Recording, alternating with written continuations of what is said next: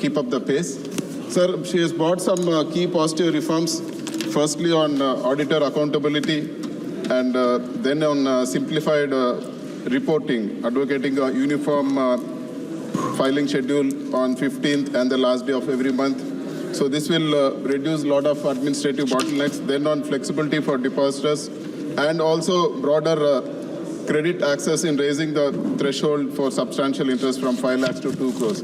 So all these are in the, actually we should say that all these help our banking sector. And I have a few suggestions to make, sir. One is regarding the farmers and MSME sector. 62% of the country, of the people of our country are dependent on agriculture, and farmers are very important for the prosperity of our country. So lot has been said about farmers, and there have been so many schemes where they're given loans with credit waiver and subsidies and even collateral-free loans. But not much is happening on the ground, even for MSME, sir. If we have to create more jobs, the MSME sector has to be supported in a proper way. So if you see, if we can provide incentives to commercial banks in the form of tax rebates or refunds for diversified credits to selected MSME sectors, low-scale farmers, etc., this might help the credit supply to the at the banking end, and it will help both the farming community and the MSME sector.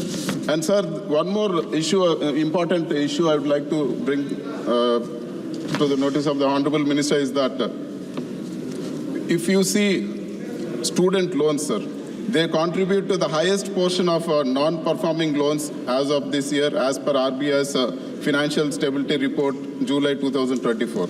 This is because we have not structured education loans in a proper way, and we are giving them as personal loans.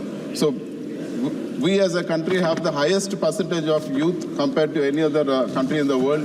So without proper education to our children, our country is not going to go in the right direction. So I request the Honorable Finance Minister to create a structure so that all these NPS are taken care of and the students get the flexibility of repayment without having the pressure of being an NPA account, sir. Sir, and one more thing, I would like to talk about Andhra Pradesh agreement with SECI, sir, for the power. So there is a Telugu saying which says that which says that one person said a bull or an ox has given birth to a calf, the other person said go tie it without even applying his mind, sir. Same is happening, sir. Andhra Pradesh government has made a contract with SECI, and it was not done with any private player or Adani or anybody, sir. I want to bring to the notice of the House. And SECI is a central government organization. SECI, it has not only made an agreement with Andhra Pradesh, several states, sir, both the NDA state, NDA ruled states, and even the India coalition ruled states. So how can there be a misdoing, sir? And that to the cost of power, which it was signed is ₹2.49. That too, it was done in 2021, and now it is 2024. I would like to bring to the notice of the House the latest auctions which have happened. Bidding where various players have participated. The cost, if you see NTPC in May 24, the cost of power is ₹2.69.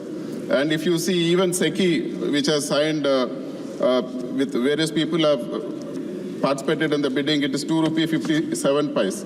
And even all the bids which have been done in 2024 are more than ₹2.49, which has been signed by Andhra Pradesh.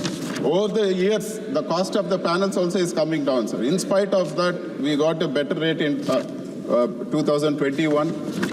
And this has been propagated badly by a select few media houses and so-called pseudo-intellects, which is not good.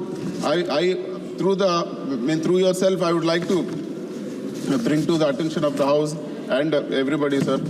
This is a contract between a central government organization and state government with the lowest rate. And that too, when did it happen, sir? When the average cost of power was ₹5.90. the cost of power earlier, before 2019 was, solar power was, average cost of solar power was 5 rupee 90 paise. And it came down to 2 rupee 49 paise. And even today, not only Andhra Pradesh, sir, all our neighboring states, they have made a contract with SECI for more than 2 rupee 49 paise. And that too, Andhra Pradesh had the facility of waiver of interstate transmission charges, sir. Even as I stand here, even if you go to the energy exchange today, sir. Honorable member, you made your point, though it is not connected with the bill. Sir, Please go on.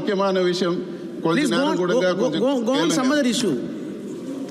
Sir, today, if you see on GDAM, it is the cost of solar power is three rupees, sir, plus 2% commission to energy exchange, plus ISTC charges, plus 3 to 4% losses.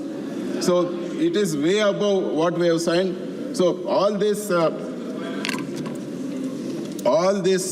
comments or all these things, I only request one thing.